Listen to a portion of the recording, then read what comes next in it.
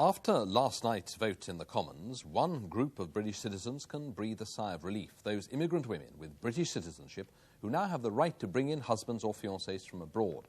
By contrast, some groups of refugees now living in Britain are in a state of high anxiety. All are uncertain about their right to stay here. All are likely to suffer if they're forced to return to their home countries, in particular Iran, Poland and South Africa. This is what they might face. There are up to 30,000 Iranians in Britain, many of them students, many of them fierce opponents of the Khomeini regime. They're largely at the regime's mercy. Once the local consulate has refused to renew an Iranian's passport, students such as these would be liable to deportation from Britain unless they can prove that their lives are at risk in being returned to Iran. It could be a life or death business. In 1981, 59 Iranians were deported, and 289 had their application for refugee status refused. Up to June last year, 1,197 were recognized as refugees or allowed to stay, but 331 were refused. The Poles feel just as vulnerable. Some 2,500 stayed here as refugees after martial law in Poland in December 1981. Most support solidarity and oppose the regime. If forced to return, they fear either imprisonment or being declared a social parasite because finding a job would be impossible. Whitehall has recognized their dilemma and has given them temporary special status. Anything more tangible is grudgingly granted. Up to June last year, only 15 were granted asylum or refugee status. 30 were refused. The great majority are awaiting consideration. And the third country in this sort of category to consider is South Africa. Here, look at the case of one woman and her teenage family who face being sent back to South Africa despite 4.5 years residence here because they've been deserted by the husband and father. The woman, Mrs. Jabbar, is black. Return to the apartheid regime of South Africa would represent a severe loss of rights and freedom. As Julian O'Halloran reports, the Home Office's intransigence is meeting determined opposition from 2 local MPs and the community where Mrs. Jabbar lives.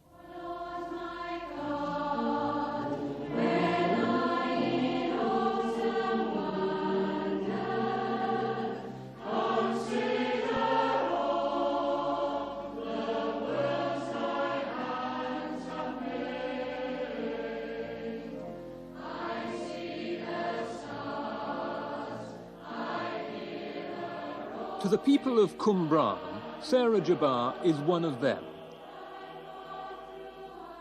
To the British government, she is a foreigner and must go back where she came from, to South Africa and apartheid.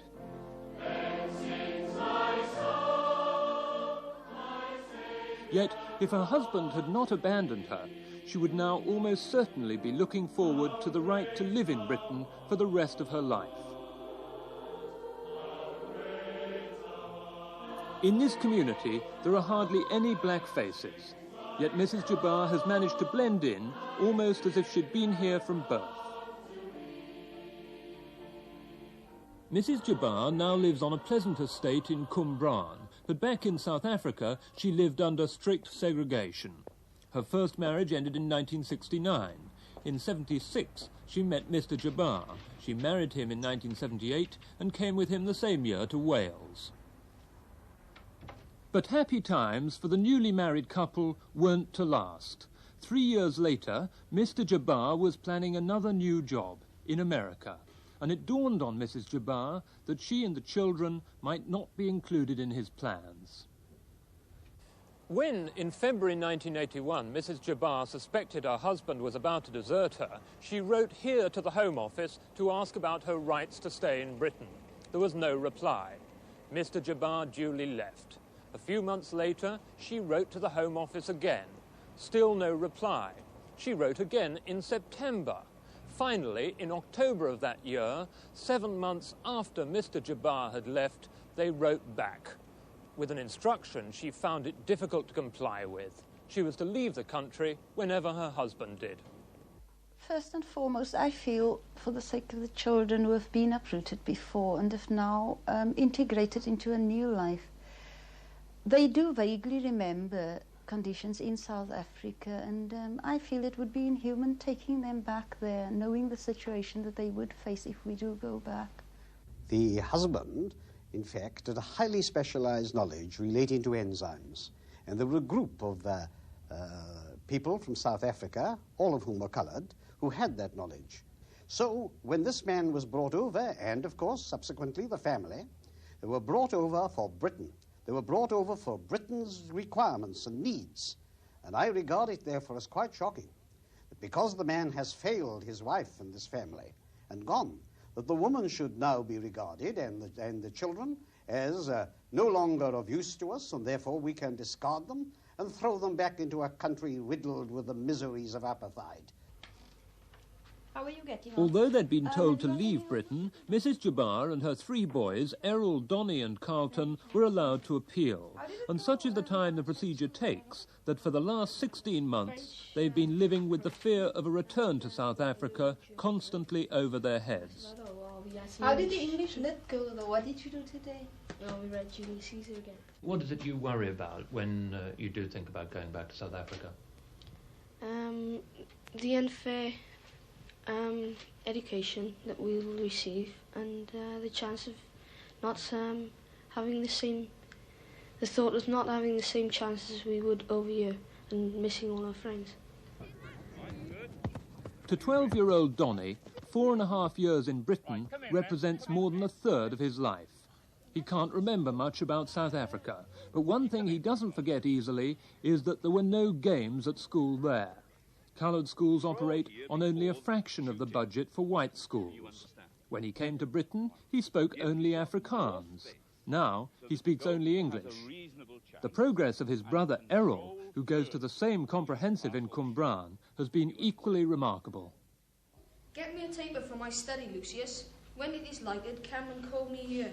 I will, my lord. It must be by his death. Errol's teachers predict he'll get up to 9 O-levels and go on through A-levels to university if he wants to. But the fact is that Errol himself can never depend on being in the country more than another month or 2 ahead. They've been given the chance. They have made the best use of the opportunities that the school and community have offered them. And they have benefited extremely. And I think it an absolutely appalling betrayal by this country if they were to go back to absolutely nothing.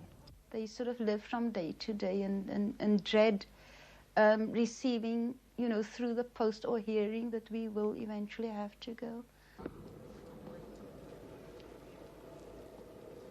Mrs. Jabbar's eldest son, Carlton, who's 18, has found a job as a warehouseman. He gets about £35 a week. In the tough district of Cape Town, where the family used to live, he would have had little chance of a job. Our family was categorised as coloured, right? And that means you're not black and you're not white, because you're just in between, you know? I see, it was like half-half, you know? See, because the blacks didn't like us and the whites don't like you, and you're coloured, you know? When I came here, I found it really surprising to talk to a white and, you know, walk with them, you know, and go in the houses and go in the shop with them and eat together. That's what I found different. 3 weeks ago, Mrs. Jabbar was told that her family's appeal to stay in Britain had failed. The adjudicator said that what they faced under apartheid in South Africa did not constitute persecution. As for possible damage to the children, he said it was quite common nowadays for children to be uprooted to follow their parents. But what disturbed Mrs. Jabbar's MP was the number of facts the adjudicator appeared to have got wrong. Those mistakes made it look a bit more as if her marriage just might have been a marriage of convenience. Is that right? It looks very much like that, and I, from previous experience, because I knew Mr. and Mrs. Jabbar before the marriage broke up, it didn't seem to me that there was anything of the sort. It seemed to me that it was a perfectly genuine marriage, certainly on the side of Mrs. Jabbar. I don't think that anybody who really believes in the sanctity of the family, who really believes that men and women should be equal, can take up a stand that they should go. After all, if the woman had deserted the man and left the man with the children, there would be no suggestion then that the man and the children should go back to South Africa. Thank you. You can take them over to the houses over in the end over there.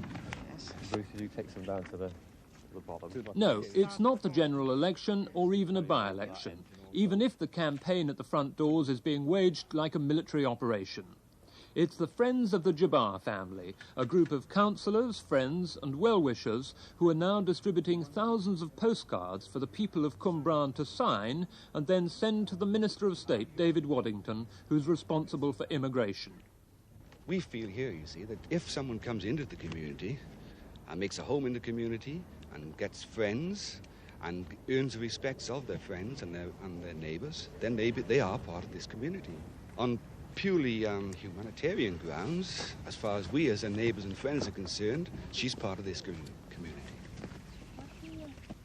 The Jabbar family has made a final appeal to an immigration tribunal. If that fails, it will in the end be up to the minister to exercise his discretion. The Jabbars never really know how long they've got left. It could be 2 months or longer. In the meantime, they have to carry on living with the uncertainty. Report by